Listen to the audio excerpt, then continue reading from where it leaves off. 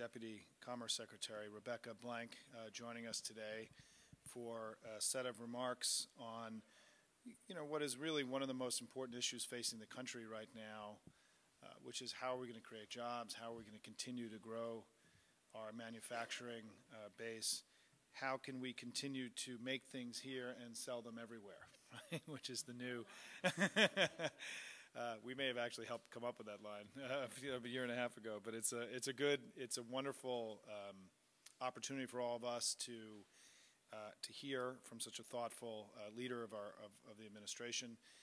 We had, just as many of you know, just 2 weeks ago, Secretary Salazar was here, who gave a speech going through the progress and success of all of the above energy strategy, and I really felt, as somebody who follows this stuff very closely, I learned a lot from that speech, which worried me a little bit, that there was so much that I didn't know. But I think that in general, we were just discussing that, in a time when there's just so much noise in the system, and Twitter, for those of us who are in the political game, is repeating rumor and innuendo so often, that really trying to have an honest conversation about what's happened with the American economy, where it's going, what should we do, what is the right course for us to make things better for everybody, has really been, is arguably the most important thing that we have to do together in the country right now. It's certainly been the central focus of this organization for the last 7 years.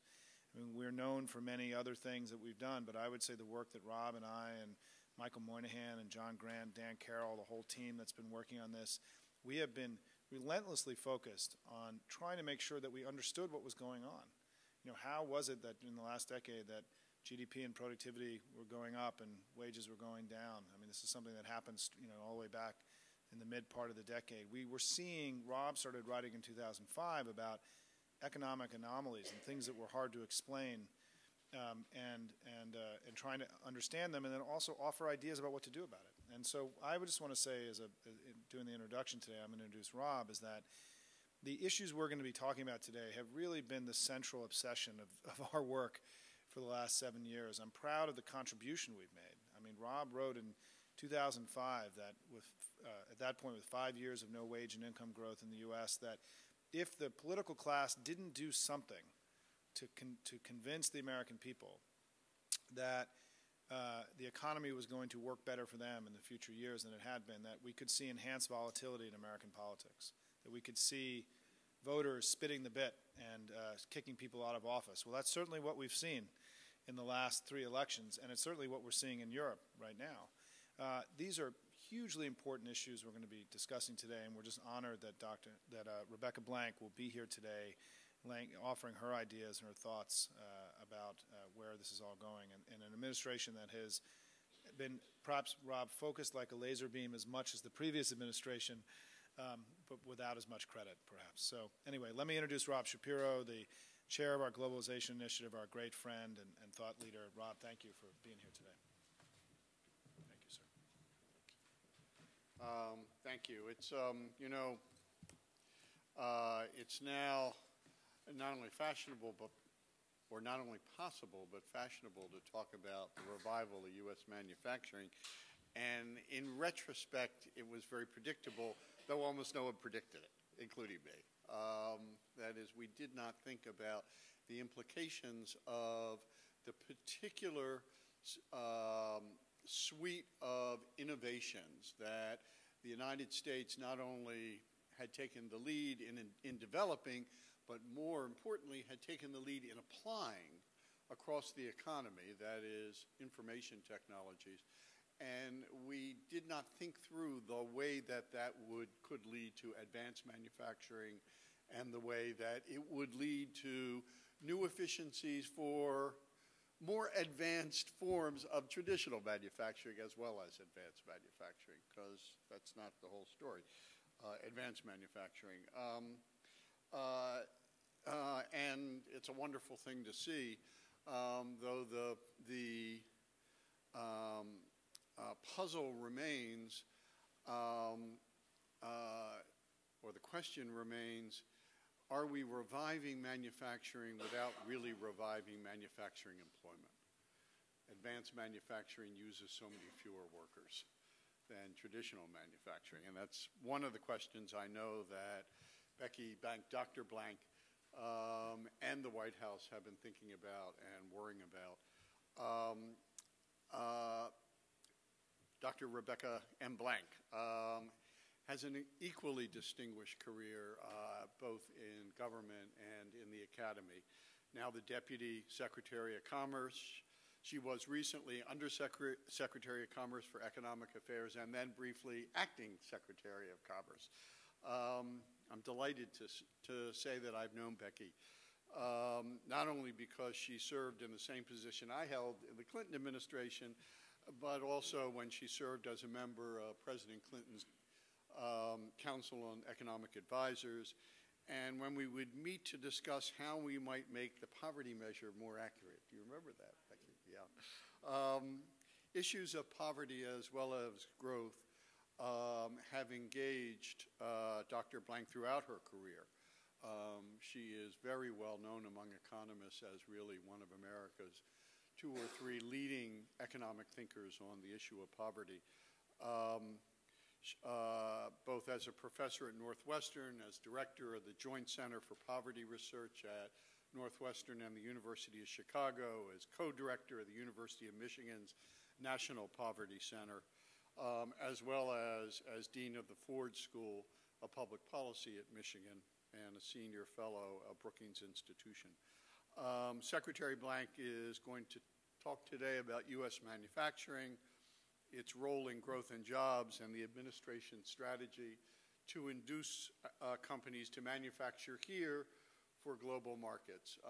It's a great pleasure as well as an honor to introduce Becky Blank.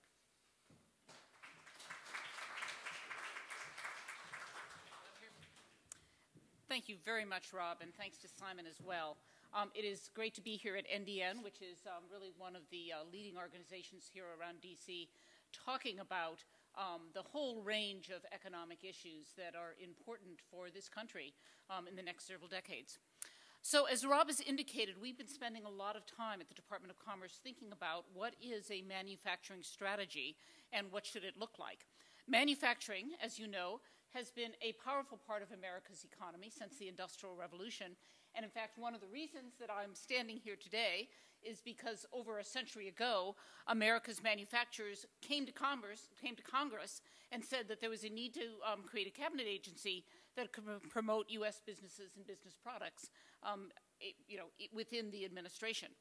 So if you fast forward to today, over the past 2 years, we've seen a resurgence of a national discussion on American manufacturing around the same issues that Rob has mentioned, that you really see the success of manufacturing in America in a way that I think many people thought they would never see again. And that has, there's reasons for that, okay? After a decade of losing manufacturing jobs, manufacturing has been growing since the end of the recent and very deep recession. We've gained nearly 500,000 manufacturing jobs in the last 2 years. And manufacturing growth, if you look at the components of what's driving economic growth, has been one of the strongest drivers of this recovery. Manufacturing is also a key source of good jobs.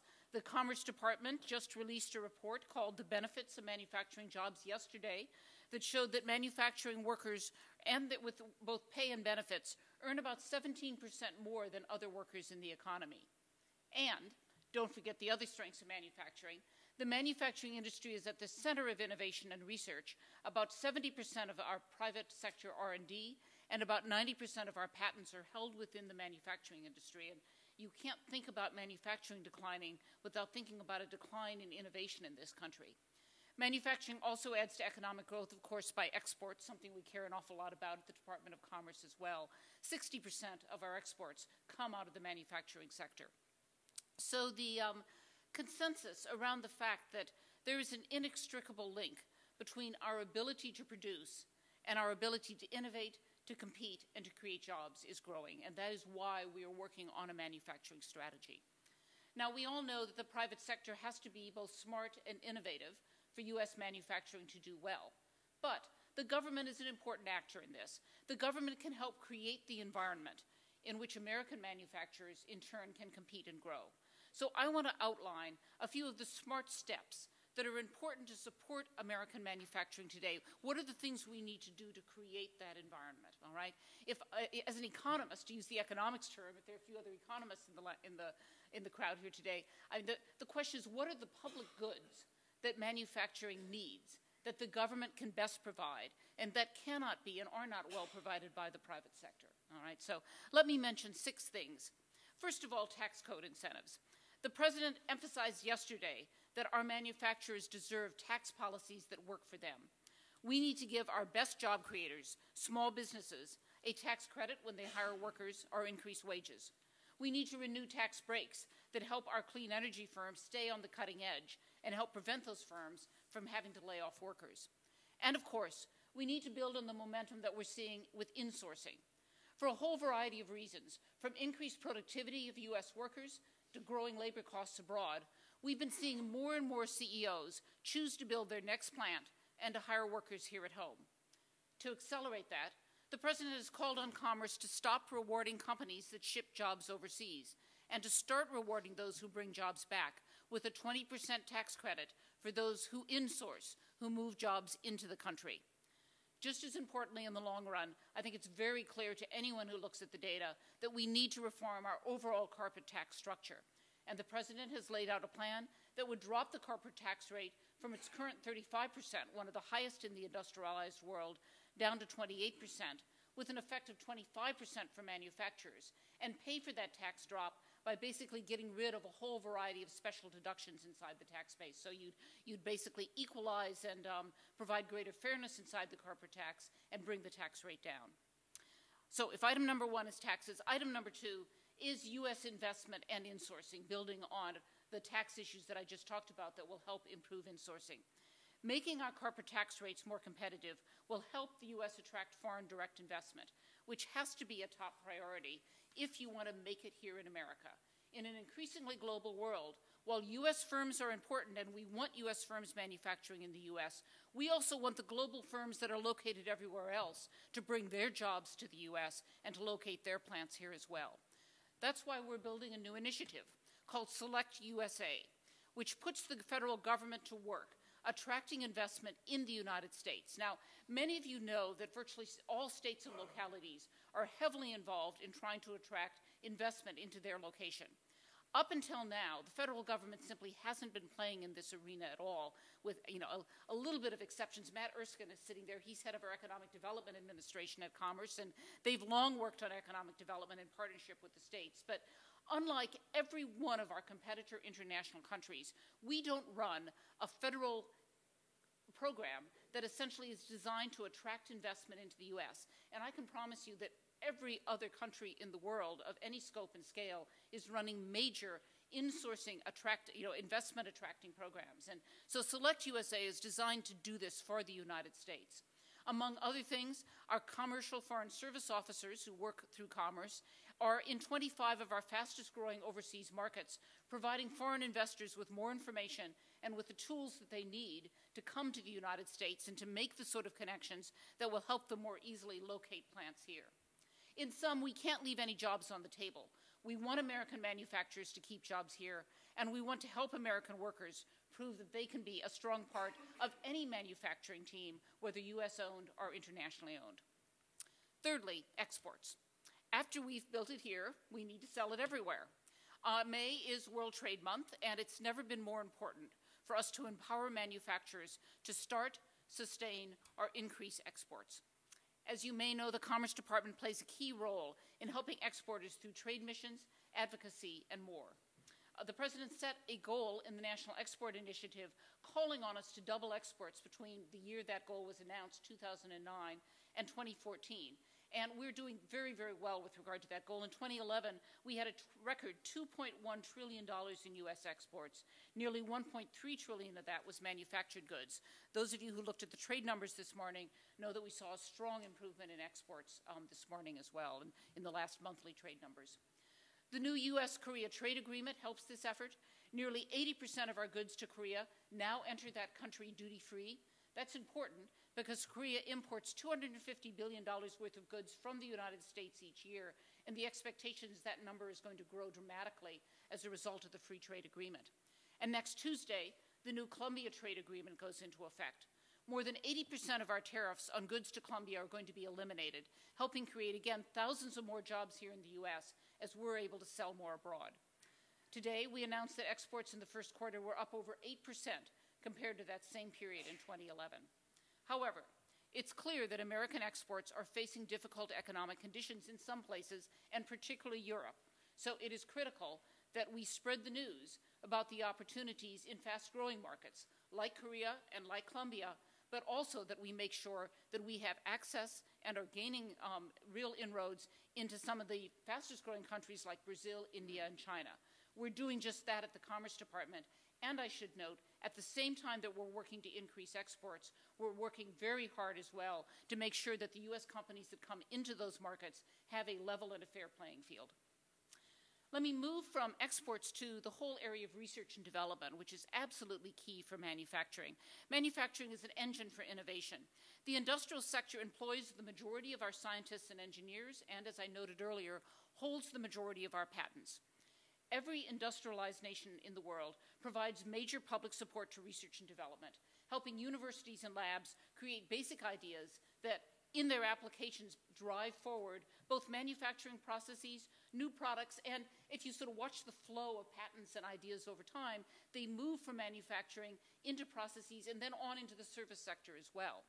In the U.S., our support for R&D unfortunately has lagged, and this has been a 30, 40-year process in terms of declining federal support for basic research and development.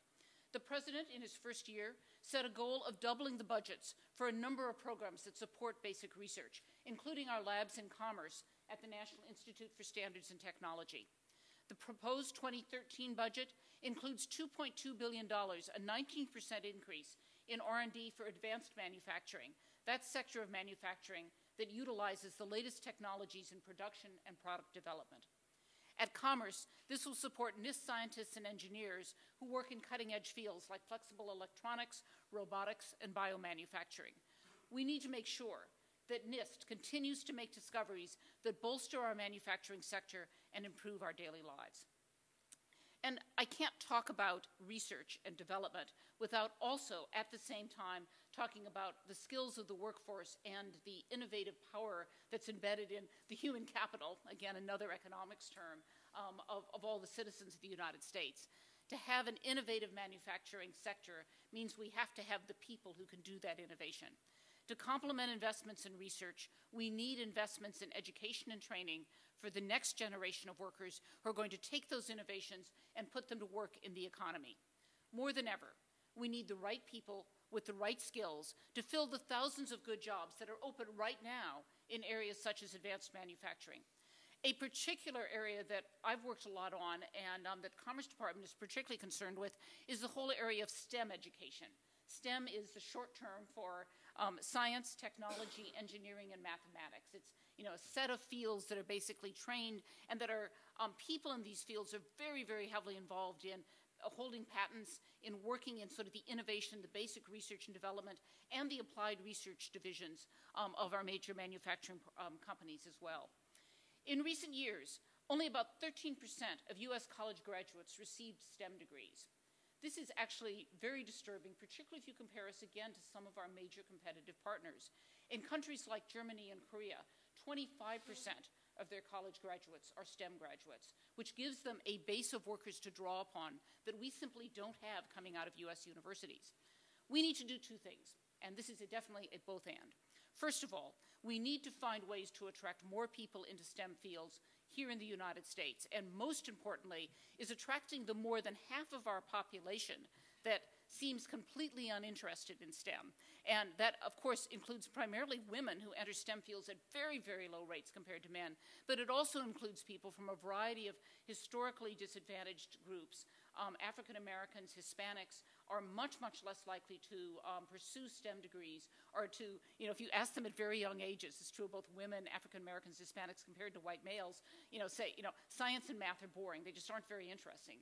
And, if you say that at age 9, you're not going to be in a STEM degree field at age 18 or age 20. So finding, and we can come back and talk about this in Q&A, finding ways to attract, the whole population into these areas. And clearly the government has a role to play in that, though that goes far beyond government.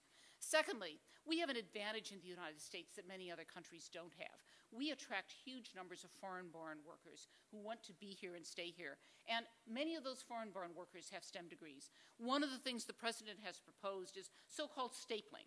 If you are a foreign-born individual who receives a degree from a U.S. school and you have a job offer from a U.S. company, you should be able to stay in this country. And the idea is that you, quote, staple a green card onto someone's diploma.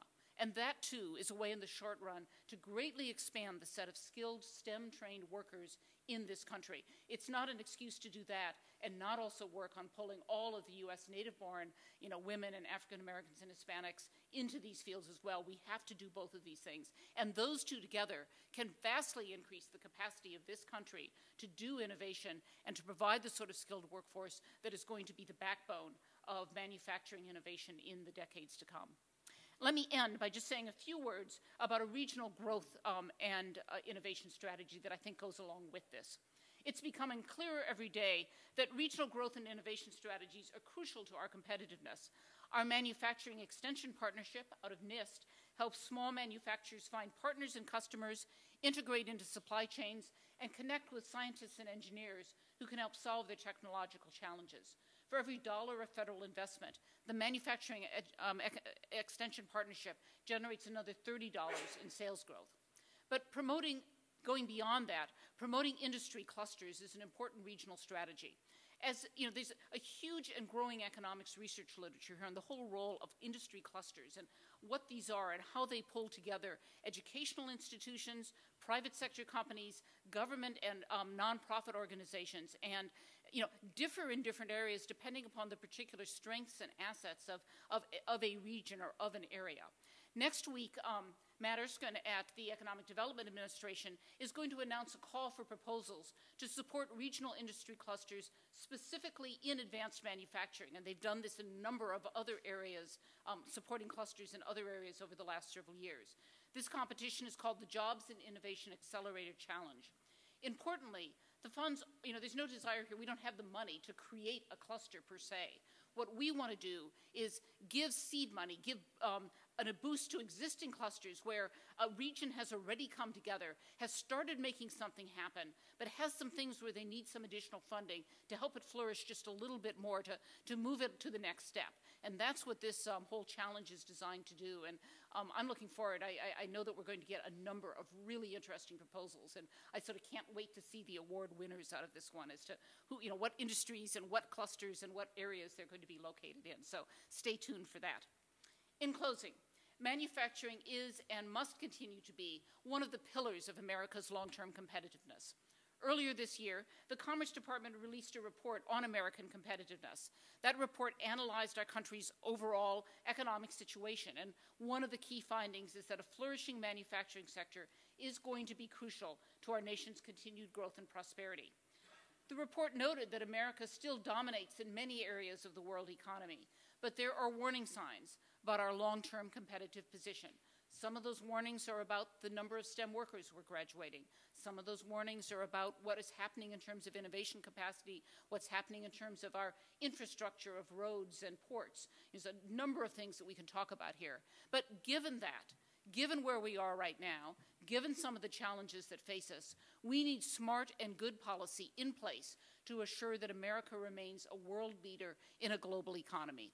The good news is we have a moment right now, particularly in manufacturing, where we really can reestablish our lead. As Rob noted, a growing number of studies from a whole variety of businesses, think tanks, groups across the political spectrum have recently come out saying that America, at this particular moment in time, is looking more and more like the best place to invest. And I can testify to this when I go out and talk to business groups. I've done some international travel. I hear this from international companies all the time. When they look around the world, they say, U.S. has everything going for it right now. It's what we're looking at first. Given that, this is the time to get our policies right, to get our ducks in a row, and to make sure that the future of American manufacturing does indeed look as strong as it needs to for American competitiveness, not just next year or the year after, but over the next decade and the next 3 and 4 decades to be at the very forefront of a global economy. This is clearly the right time to think about how we foster an environment that will allow manufacturing communities across the country to step up their growth and their job creation. Together, as the President has said, we can ensure that hardworking Americans can find work making things and selling them all over the world, stamped with those three proud words, made in America. So let me stop with that and open for questions and comments.